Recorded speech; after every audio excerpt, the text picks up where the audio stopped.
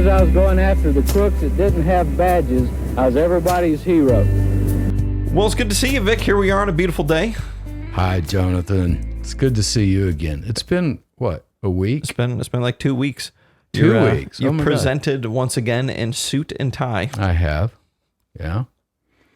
I had you take a couple photographs of me. Yes. Today with opening my coat. We got a call at the office. She left it on our answering machine. Sweetest little lady. I just watched Vic Feazell's commercial with Vic. I've seen it several times, and I want to bring to someone's attention that his fly is open, and this is very disrespectful to him. Whoever did this commercial for him needs to be sued.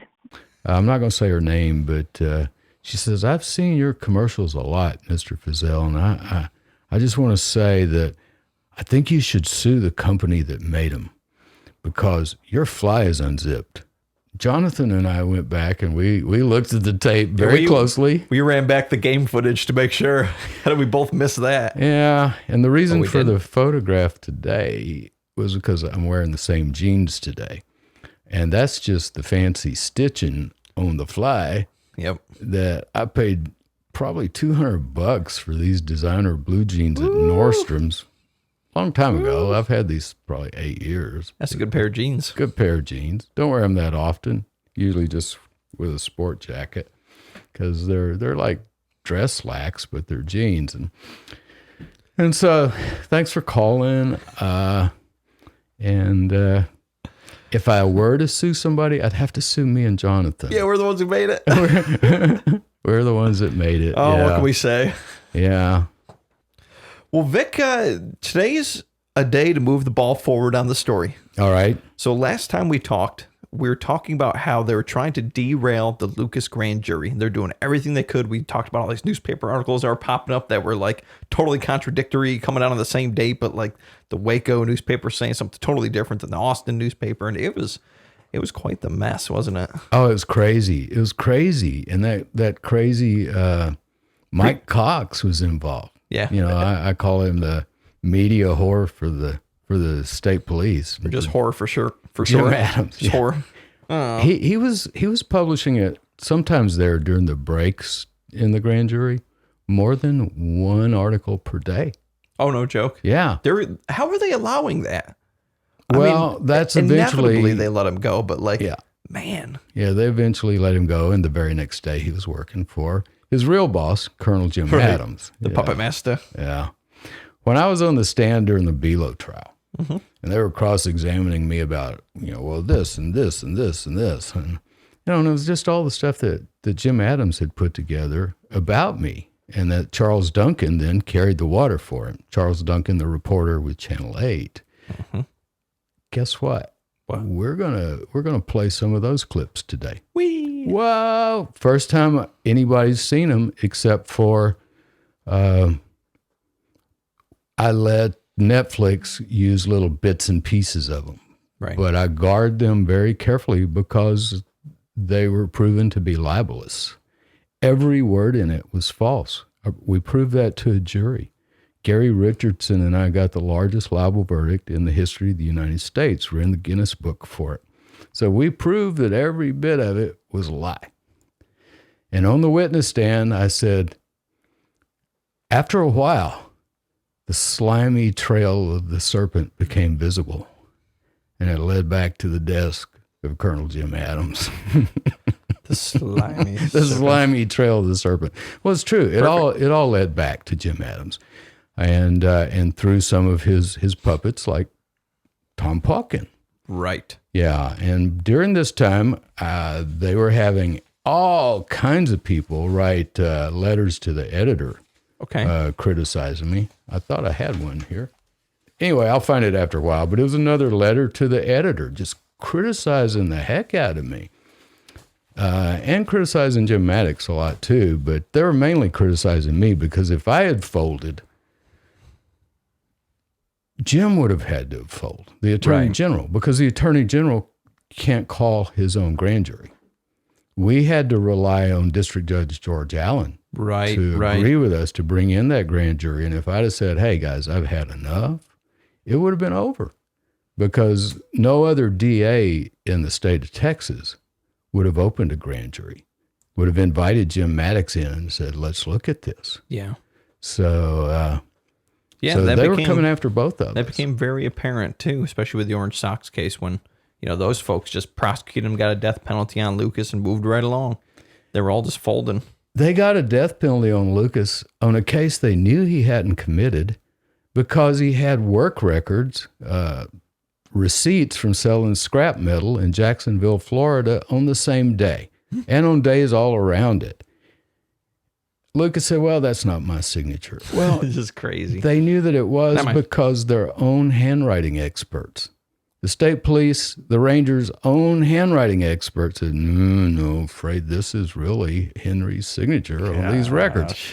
And they convicted him anyway, just like they convicted Michael Morton on something he didn't do and hid exculpatory evidence.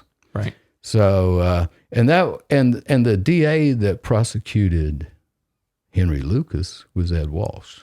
Right. And right at this time, Ed Walsh jumps up with the support of the state police and most of the police around the state, actually. Mm-hmm. He jumped out there and decided to run for attorney general against Jim Maddox because it was an election year coming up. So Jim Maddox had an opponent. They ran Ed Walsh against him. I had two opponents I had to beat. Right. One in the Democratic primary, a guy by the name of Vanetta, Bill Vanetta, I believe. And then in the general election, they ran a Republican against me. And back then, the Republicans were just starting to get some traction in Texas and in Mclennan County. So that was a really hard-fought race, too. So I had to run two campaigns. But, during this time, all these letters to the editor, all these newspaper articles put out by Mike Cox, and we'll get into some of those after a while. And then old Tom Pauken over at KRZI, constantly editorializing against me and Maddox. So every day when I'd get up, I'd go get the newspaper and there'd be something else in it. Right. Either a Waco Trib article or one by Mike Cox from the Statesman that they were running, and repeating. And then letters to the editor like crazy. Texas Rangers weren't duped. Ooh. Yeah, here's one from May the 5th, 1985. They were getting as much out there as they could while our grand jury was on recess. Right. And in every way that the human being at that time could possibly get news. Mm-hmm. It was TV, it was radio, and it was newspaper. Yeah. And so here's the newspaper right here. Here's a guy named Frank Latham. He says he talks a lot. He goes on for a lot, but I'm going to read just what I highlighted. That's crazy that they ran that whole thing. Usually it's like a short thing. I know. Fair enough. Continue. The most astounding part of Lucas's latest foray has been his ability to motivate, for some reasons, those who should know better into suggesting the Texas Rangers might have been duped along with various other law enforcement agencies. The Texas Ranger Service was not duped by anyone.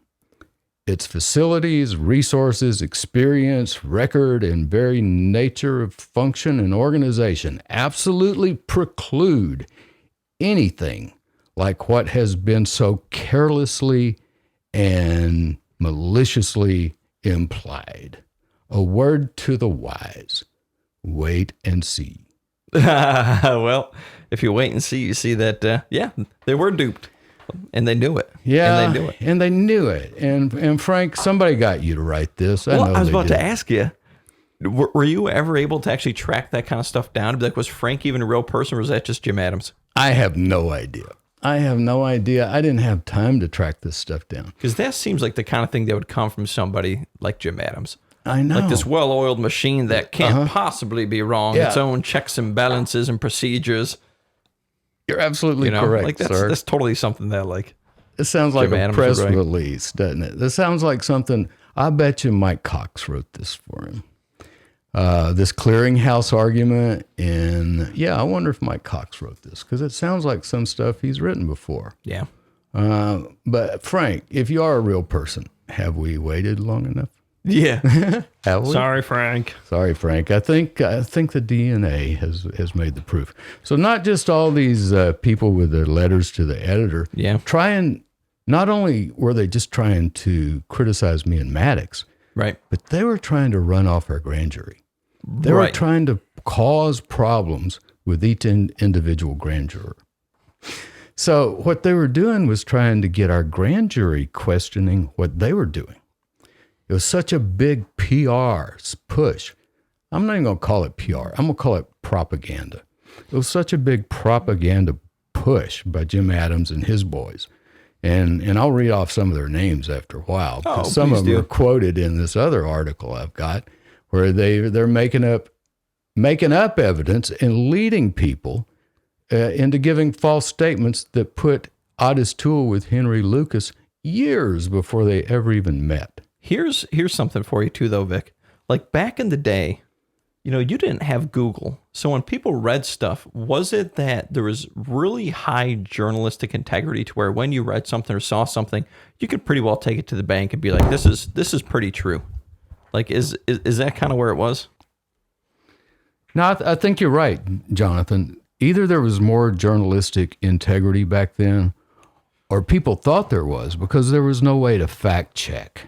If we could have gotten on the internet, we could have solved this stuff a lot faster. Right. We could have answered the lies a lot faster. The problem with lies is that usually the first lie wins. They're out ahead of you. Or cast enough doubt. Yeah. That it's hard to. And by the time we could answer one of their lies, there were 5 or 6 lies down the road. So Maddox and I decided we're just going to quit answering their lies. Yeah. And just concentrate on gathering the facts. And so that's what we were doing. There's a new newspaper article in here we're going to get to in a minute that discusses the fact that Maddox and I just quit talking to the press and quit saying anything that was going on. Jeez. Because they would use whatever we said, even if we said the grand jury is going to be on break for a week. Whoa! They would get together, they would marshal their forces, and they'd use that week for all they could. So that getting everything in front of those grand jurors' faces to make them doubt what Jim Maddox and I were doing. Crazy. Now, John Ben Sutter. We're going to have John Ben on our show later because he's got an amazing story to tell. He's got a good memory, better than mine. And and he remembers names better than I do. Fair. And his story is amazing. But see, back then, John Ben was running for county judge. Really? Really. See, I hired good people, man. I inherited some leftovers that took me a while to ease out. Mm-hmm. But I hired some really, really good people. And John Ben Sutter was one of them. He had been an administrative assistant for our congressman, Bob Pogue. Cool. I hired him away from Bob Pogue because he wanted to leave Washington and come back to Waco. And he was running for county judge because I had these good, motivated, politically minded, intelligent people. Another one, Sandy Simpkins. Mm-hmm. Everybody knows her as Sandy Gately now. She's married to Paul Gately. And Sandy was running for County Court at Law number 2 back then. Now, she and Paul got married in January of 86. But when she ran for judge, she still used the name Simpkins because that's the name everybody knew her as. Yeah, they know her by, sure. And those people around here know that Paul Gately has been a reporter with KWTX Channel 10 here in Waco. Yes. And I used to be on Channel 10 all the time, especially with a guy named Ralph Webb. I remember seeing that footage. I know. He had a sweet, 80s set. It was like, when I think of the 80s, his colors, his backdrops, he had the perfect 80s set. It looked like Johnny Carson's set. Something like that, yeah. Good stuff. I wish we could get permission to play some of those tapes because I've got most of them with Ralph Webb, and I just loved Ralph. He was a great guy, but so is Paul Gately. And Paul Gately was there then, and Paul Gately is still there. Yeah, man. I talk about everybody I know is dead. Well, Paul's not dead. Paul's still alive, and he's still doing a good job.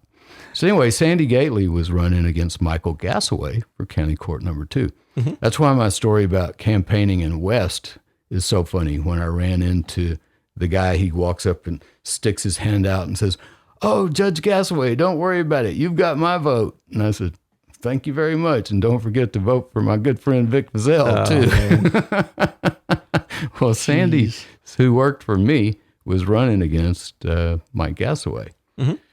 And Tom Pauken decided to editorialize against me and John Ben Sutter on KRZI, his radio station. Crazy radio. Let's hear. We weren't able to find what he said, but we did find this amazing tape of John Ben Sutter. And back then you could demand equal time, and John Ben demanded his equal time, just like I did with Channel 8. Right. And Pauken had to give it to him. And this is what John Ben said. And now, in the interest of fairness, KRZI presents an opposing editorial from John Ben Sutter, a candidate for Mclennan County Judge. I'm John Ben Sutter, and I'm running for County Judge of Mclennan County. I'm here today to reply to Tom's editorial of Monday the 10th. Tom told you Monday that I'd attended the campaign fundraiser of Vic Feazell's Democratic primary opponent.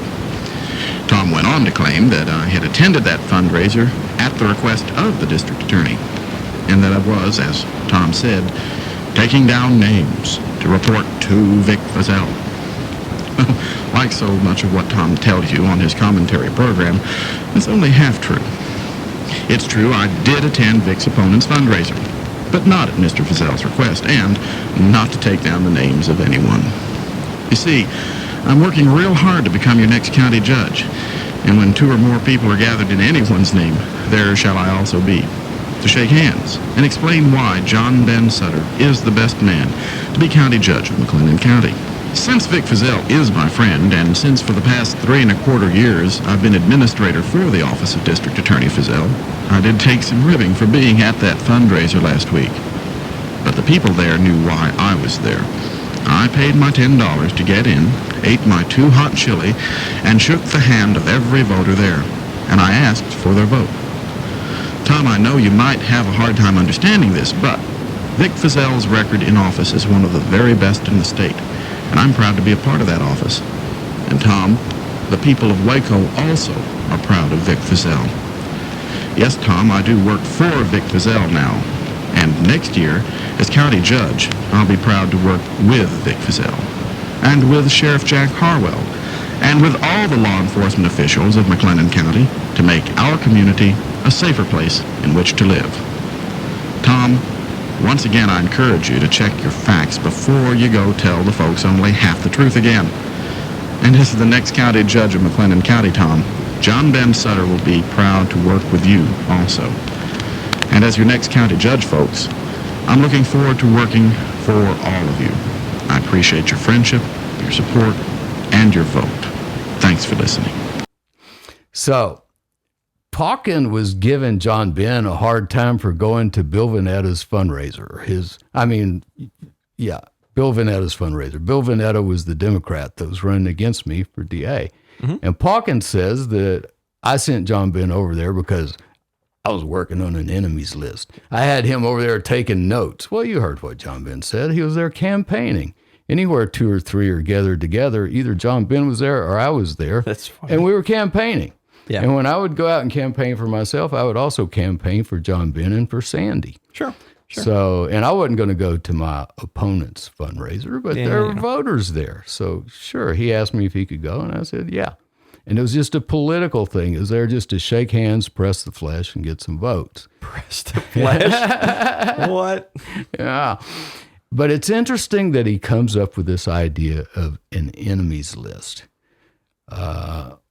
Because if you recall from some of our prior episodes, it was Tom Pauken who arranged the meeting at the Ramada Inn between Colonel Jim Adams' right-hand man and Charles Duncan from Channel 8. Right. He's the one that put them together at the behest of Colonel Jim Adams. And also in that meeting was a lawyer named Bill Johnston. And Bill was the police legal advisor. Yeah. Mm-hmm. And we've talked about Bill some in the past, too. I'm not going to hash that around anymore. But yeah, that enemies list thing. Why'd you do that, Vic? You know, I didn't have an enemies list. I was too busy to have an enemies list. And besides that, I can't remember names. It's such a weird thing for them to create the idea that you had this hit list against people. Or is this something to where, like, you know, if it was insinuated to me that, like, I was on a hit list by the DA, I'd be like, oh, man, what's up? What? Like, do you think it was something that really hit people? Like, to even insinuate that they could have been on this hit list, that you had this list of enemies, that it hit people deep.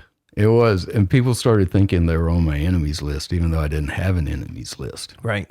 And then when Charles Duncan started his episodes on Channel 8, guess what's one of the first things he brings up? How about a hit list? Yeah, let's listen to that. And if you're on YouTube, you can watch this. This will be your first glimpse of Charles Duncan, investigative reporter, Channel 8 News. The store manager says he's heard that his name has now made an infamous list in the district attorney's office. 3 former employees of Feazell's office have told Channel 8 News about an enemies list that's maintained on a Rolodex card file in the DA's office. They're mostly political enemies, but we're told there are other names on the list.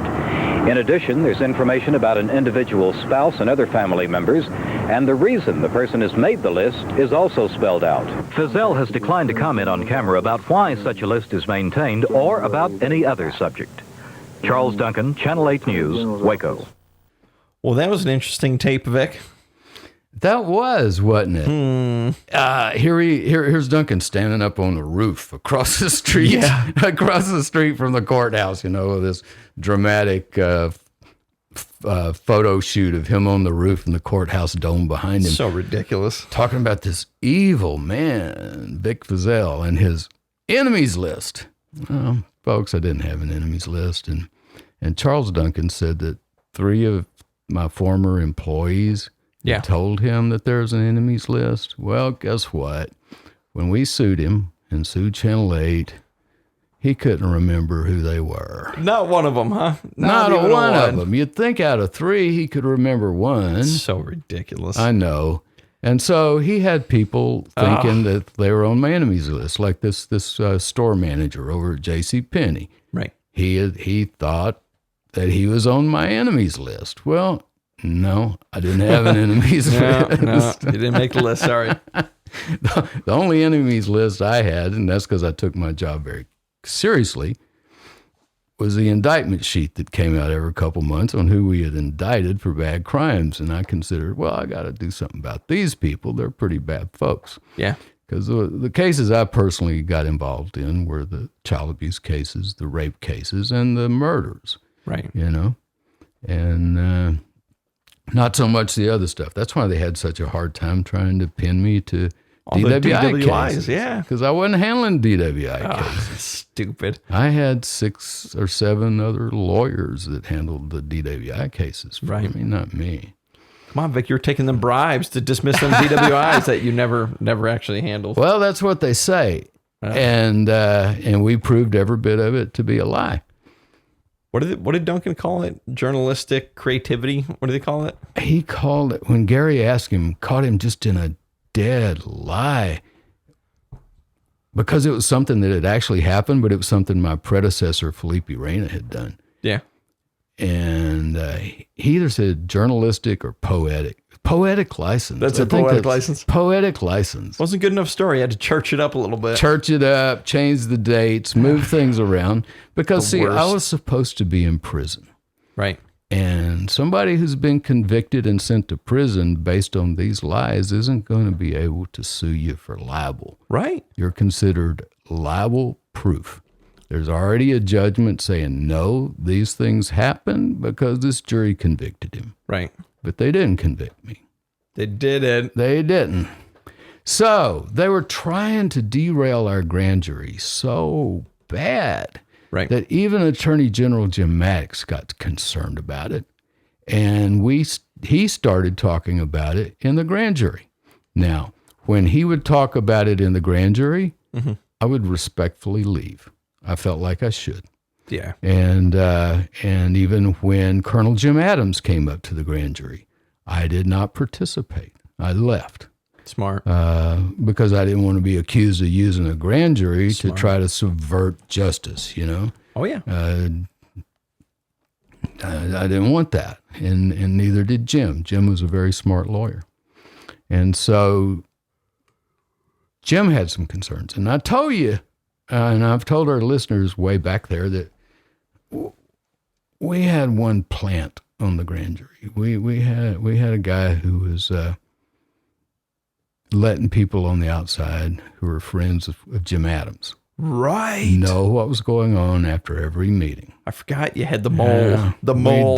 We did. And I used an old Truman Simons trick. What's that?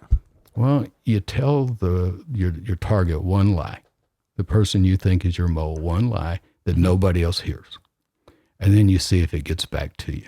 Boom. And so I asked him to stay back later. Well, I didn't ask him to. I mean, I just hung back and kind of walked with him. And I go, you're going to enjoy next week. Next week, we're going to blah, blah, blah, blah, blah. And just made it up.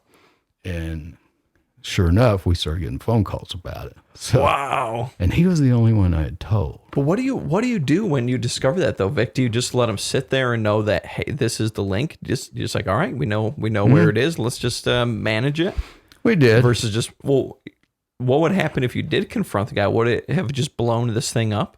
It's just something I didn't want to do. I didn't want to risk losing that grand jury, and I'd rather have a plant own the grand jury because we weren't doing anything wrong. Yeah. We weren't doing anything illegal. Everything we were doing was on the up and up, totally. Yes. Totally. Plus, I had the assistance of Reed Lockhoof and another Assistant Attorney General, Mike Hodge, who were up here nearly every time the grand jury met, even when Jim Maddox couldn't make it himself. Cool. Reed Lockhoof or Mike Hodge, or both of them, were here. And I've got a picture of them somewhere that we'll put up on the internet. I call it I call it Reed Lockhoof and the Pips. The Pips? There's Reed sitting there, and me and Mike Hodge are standing behind him with our hands on our hips. It's kind of funny looking. We'll find it, and we'll just put it on the website, and that'll give people a chance to go to our website to see this funny picture, and while they're there, maybe buy some coffee. Buy some coffee. Because we're still selling coffee, people. It's good coffee. We get a lot of comments on it. We've sold it in England. We've sold it to Spain. We sold all over the place. All over the world. People dig on it, man. And at the very least, it's a collectible, cool thing. It's a collectible, cool thing. It really is. We have two sizes, so if you don't want a huge one, if you want a small investment in your caffeine intake, we have small bags. We have small bags, yeah. And they can be collector's items. And we give $1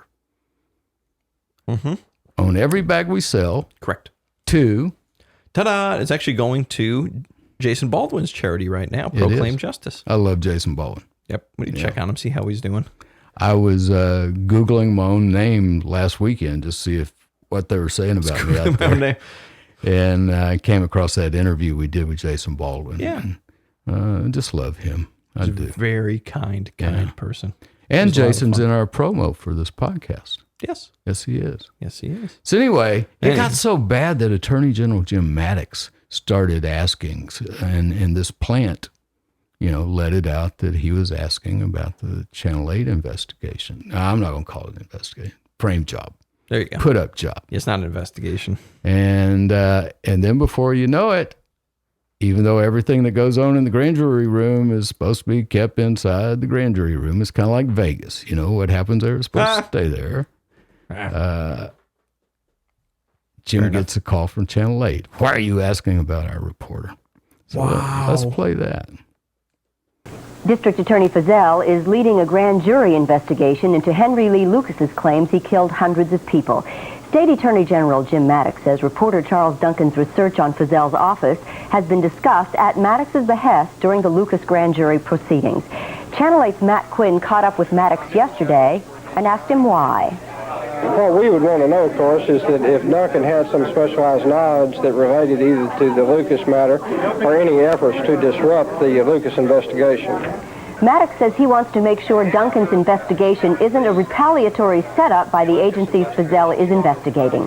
Duncan says the FBI investigation began in late 1984, weeks before the Lucas controversy arose, and has no connection with the Channel 8 news report on Feazell's prosecution record.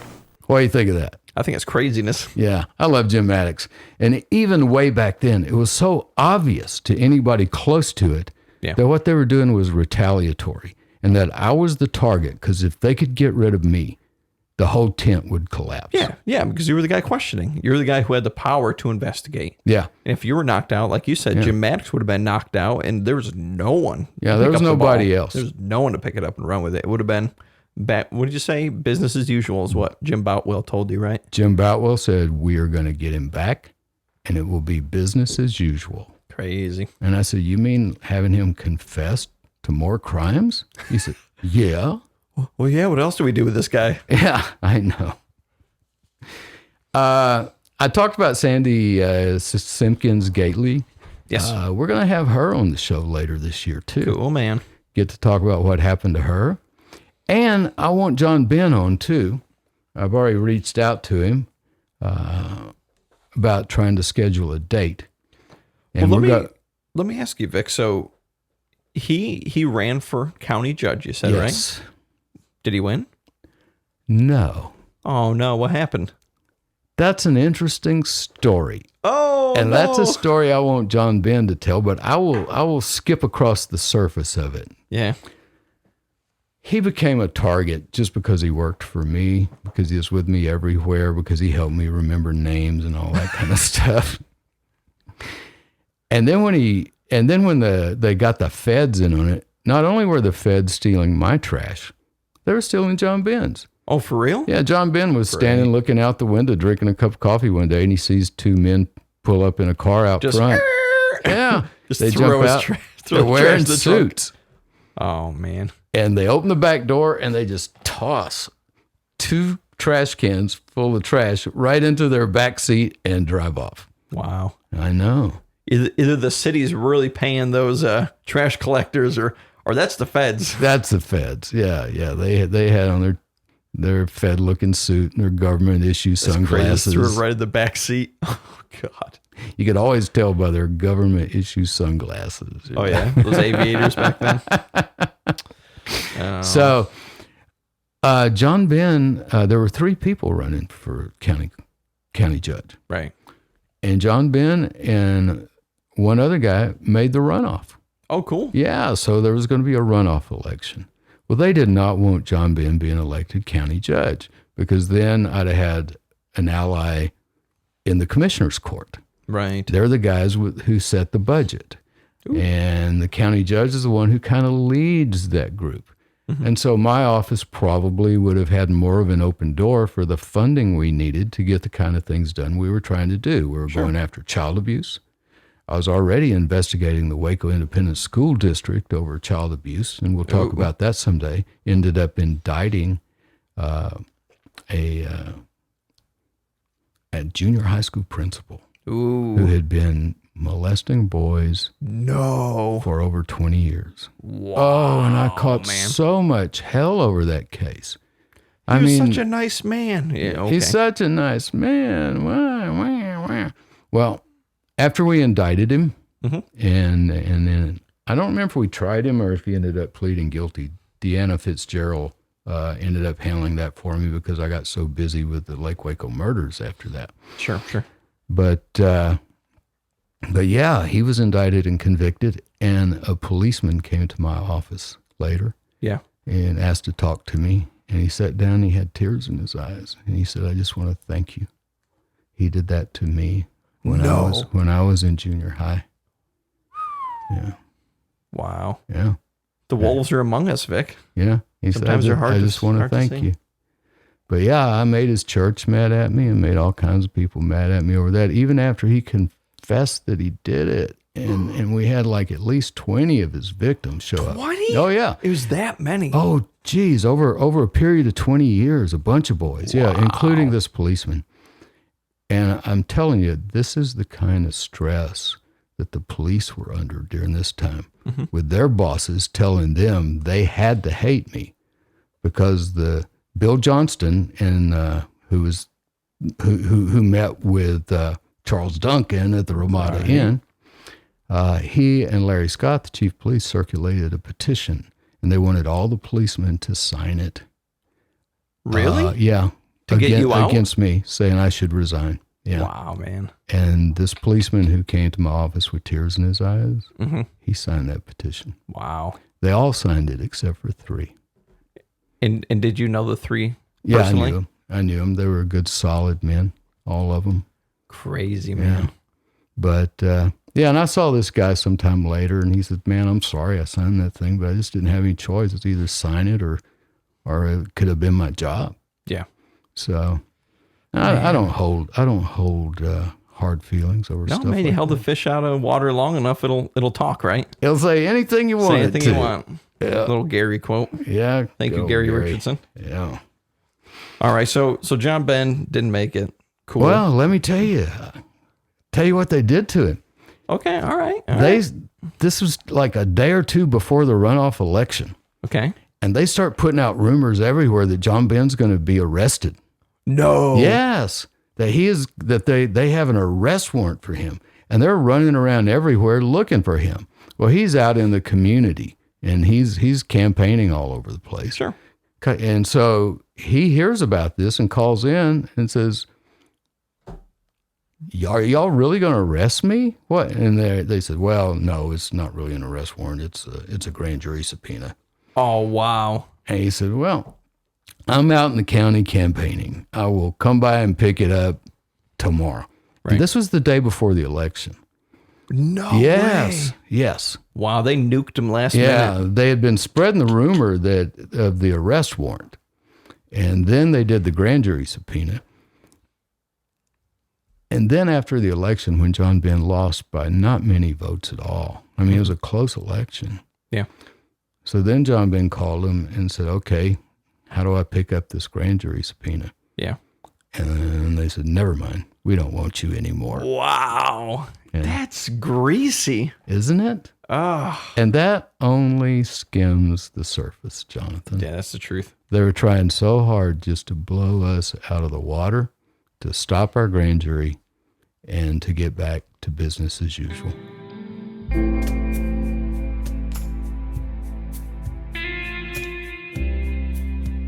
Hi, I'm Vic Feazell. During these trying times, you might want to just stay home.